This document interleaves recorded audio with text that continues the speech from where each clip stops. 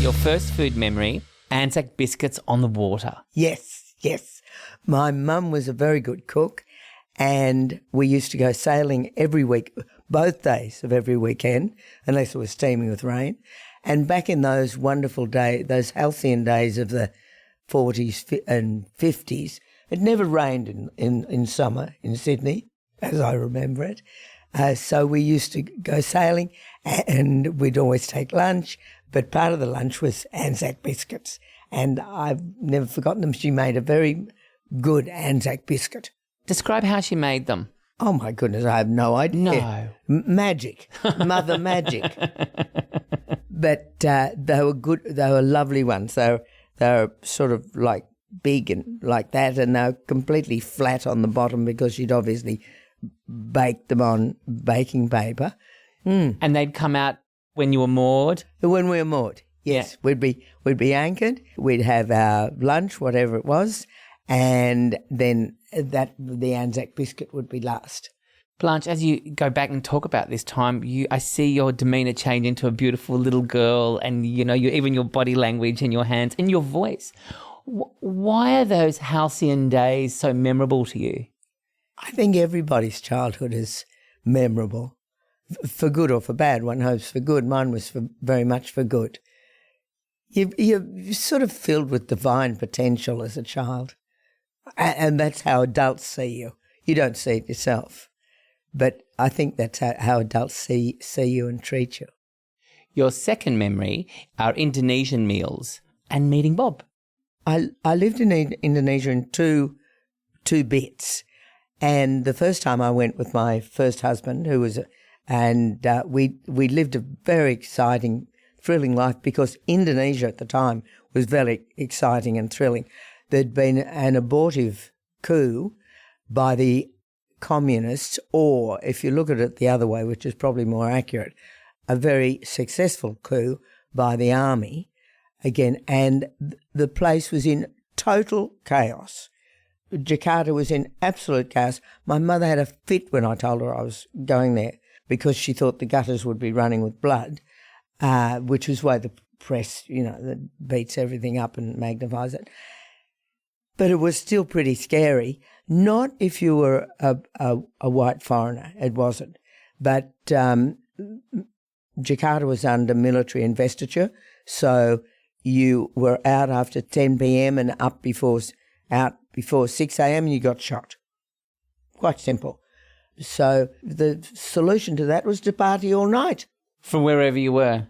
Oh, yes, in our friends' houses, yes. Before we get to meeting Bob, you gave us so many different meals that you ate while you were there. Oh, my goodness, yes. So tell us some of the baby monkey paws in soup, the goat penis satay. Well, the little monkey's paw in the soup was with an American woman who was very pushy and thought she knew everything, and she insisted that we eat this soup, and it was she who whacked in her fork and pulled out the monkey's paw and nearly had a fit on the spot. I must say, we all did have a fit from laughing at her. Look, we ate everything. You had to. Well, you didn't have to. What did it taste like? Eh? What did monkey paw taste like? I don't quite recall now. I think just like monkey paw, just like you'd imagine it. But there were plenty of spices in there. But also, it was known as satay kontol. You can still buy it in the streets of Jakarta. What is it called? Well, penis. And so satay. Just penis rolled in peanut sauce. Grilled. Grilled over charcoal, slowly grilled over charcoal with peanut sauce. Yes. What are some of the conversations that come out from eating these dishes like this, in particular penis satay? Well, it was fun. My husband, who spoke very good Indonesian, and I used to take our foreign guests and say, let's eat out, let's have satay, and then we'd order the satay kontol. And they'd say, oh, and what's this? We'd say, a penis. and fall about, or they'd go for it.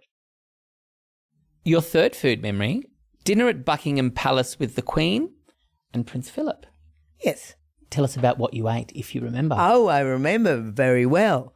So then we went into the dining room. It was a small dining room. It was the blue room, as I recall, and we were all seated, and each one of us had a footman standing behind us. Have you experienced anything like this before? No.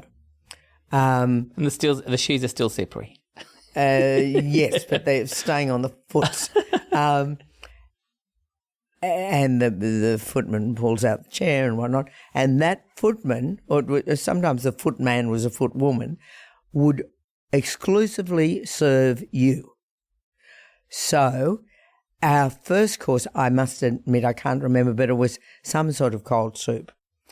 And because it was honouring Australia, our main course was lamb. And then the third course, there might have been more than 3 courses, but the third course was they were very memorable because they were wild strawberries from the royal estate.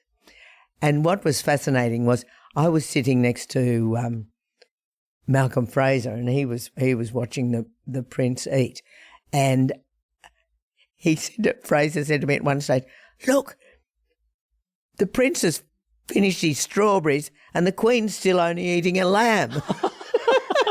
And it was like that. It was Liberty Hall.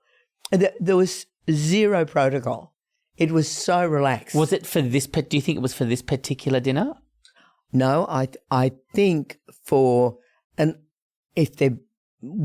this was all sort of very friendly and a celebratory occasion. Maybe for a state dinner would be bigger and more formal and quite different. But this was in a small room. We were all talking to each other, and it was just very relaxed, like dinner with friends.